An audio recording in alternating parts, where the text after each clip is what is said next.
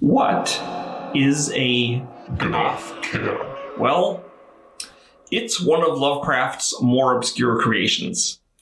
It first appeared in Lovecraft's revision of Hazel Heald's story, The Horror in the Museum, though I guess it might not actually appear in this story.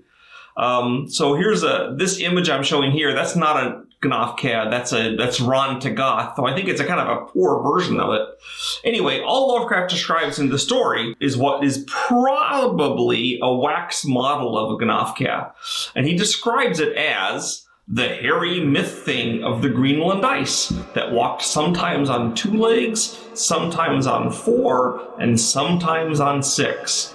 He also says it has a sharp horn, which he sees poking through at a curtain. That's it. That's all we get. So what's a Gnoph-Keh? Well, Clark Ashton Smith, in some of his stories, uses the word Gnoph-Keh to describe some hairy humanoids who live in the Arctic. But these don't seem to be the same creature as Lovecraft's. Smith, I guess, just liked the name or didn't read the story very well. We know that Lovecraft's Gnoph-Keh has 6 legs and at least 1 horn. That's it. Since it's from Greenland, a lot of people kind of associate it with Ithaca or Ron Tagoths, and those are from the north too. But let's look closer at the Gnoph-Keh. It's often portrayed as pretty much just a carnivorous woolly rhinoceros or a horned polar bear with 6 legs. That seems kind of boring to me, especially since it's described as moving on 2 or 4 legs some of the time, which a rhinoceros or even a polar bear wouldn't do. Now, in 1981, I created Gnoph-Keh stats for my game Call of Cthulhu. I needed a powerful cold-associated monster so that people who went to the far north could have something that wasn't Ithaca to fight against, that was still dangerous. So my version in Call of Cthulhu was a ferocious carnivore with blizzard powers because, hey, it came from Greenland. Now, when I did my game Cthulhu Wars, I wanted something different. I didn't need just a big bruiser. So Richard Long did this version of the Gnoph-Keh. Now, what we're going for is something different from the usual aggressive, charging Arctic Storm version. Instead, the idea here was that you might see this thing standing quietly off in the woods, just standing, watching, waiting, ominous. We were trying to make it seem like it was magically and mystically potent, not just a brute force. I'm not sure we really succeeded in our arc, though. I regard our Gnoph-Keh model as one of the few failures in our partnership. One thing I do like about it is that the 3 pairs of limbs we gave it each seem to be different lengths and maybe to serve different purposes. I also kind of like the 4 horns on its head, but overall, I'd have to agree this is one of the weaker figures from the Cthulhu War set. Later on, Richard Long did this really cool drawing of the same Gnoph-Keh, greatly improved. Well done, Rich.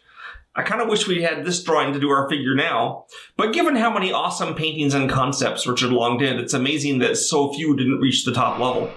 Well, we might not know much about the Gnoph-Keh, but this can't stop us from speculating about it. So, what does it do? Well, it lives on the Greenland ice. If there's one thing we know about the Greenland ice is that there's no food there. So portraying it as a ferocious, hungry predator can't be the truth. It has nothing to eat up there. Yes, if it comes down from the ice, there's food. It could eat polar bears and Inuit and walrus, and Danish colonists, I guess. But up on the ice, nothing. That implies to me that the Gnoph-Keh doesn't really have to eat. I mean, I'm sure it can, but is doing something else up there on the ice. Not seeking food, but perhaps preparing for something. So, if it doesn't eat, how does it get sustenance? Now remember, I'm not saying it can't eat, I'm just saying it normally doesn't. But one thought I had is we have this thing that likes to live on the ice, up on top of the ice where no human thing lives, or earth thing. But what if its source of energy is a temperature differential? Now this diagram shows kind of how a thermal machine works. Energy can be gained from the movement of heat from warmth to cold, and I think that's what the Gnoph-Keh might do. This also explains why it likes cold environments. You see, this means the Gnoph-Keh's major energy source is based on needing an environment at or below freezing, along with a source of heat that is higher than freezing, sunlight, I guess fire, or what have you, or warm-blooded animals. It might kill people and other animals, not to eat our flesh, but to use that body heat to drive its differential. This would also explain why the Gnoph-Keh stays on Greenland. You see, water acts as a thermal sink. You don't really gain or lose energy in the water. Well, you can lose it if you're warm, right? Which I don't think the Gnoph-Keh is. But you can't use your temperature differential thing when you're in the water. You can probably swim for a short distance, but it can't feed on the way. So it would have to stay on Greenland. It can walk over the ice, I guess, to go somewhere else. There is an ice cap. Now, this might also explain the monster's horn. Why does it have horns? Sex display? I don't think so. They could be thermal exchangers or absorbers. It doesn't need horns to fight with. It's huge, right? I can imagine a Gnoph-Keh, for example, dangling corpses off its horns while it wallows in the heat, while the gutted body slowly freezes in the chill Greenland air. That's kind of a creepy thought, and it makes Gnoph-Kehs kind of interesting, I think. So, where do they come from? Well, if they have 6 legs, and if we go with my idea that they live off thermal energy, they cannot be from Earth, right? Nothing on Earth has thermal energy.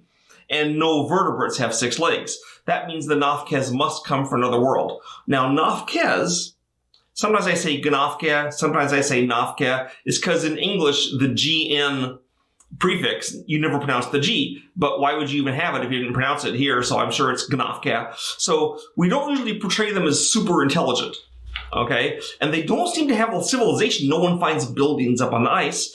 And they don't seem to be a threat or expanding physically. So my guess is they must have been brought here by a greater force. Perhaps Ithaca. Or they arrived with Ron-Tagoth when he landed from another planet. Or they could have been brought by other races. The Fungi from Yuggoth could have brought them. The Elder Things, who don't mind the cold, could have brought them.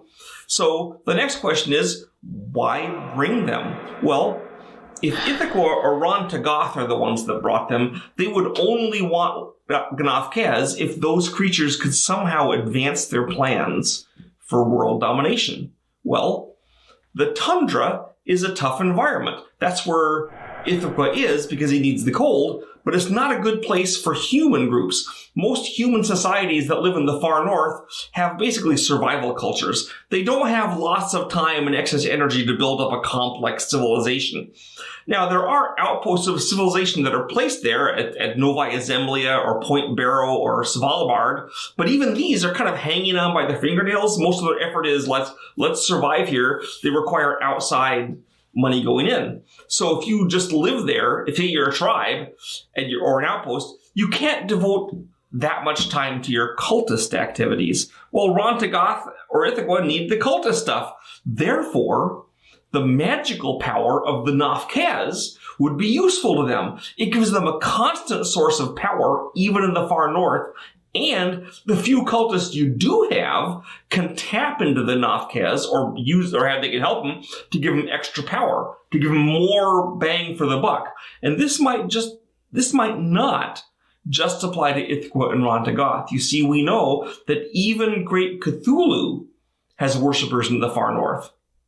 Here's a picture of the Cthulhu Tupilok designed by the HPLHS, H.P. Lovecraft Historical Society, for their movie Call of Cthulhu. It's a walrus tusk, And so Great Cthulhu, his cultists in the far north, they could use the Gnoph-Keh energies.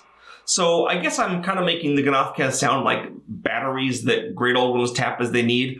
I'm sure the Gnoph-Kehs don't see it this way. By making themselves useful in these extreme environments, they get to be transported from world to world, they get a patron great old one, I'm sure they get other benefits. And if the Gnoph-Kehs can manage to reverse global warming and bring a new ice age to our planet, they can once more rise up in their might and dominate all the Earth in their sinister power.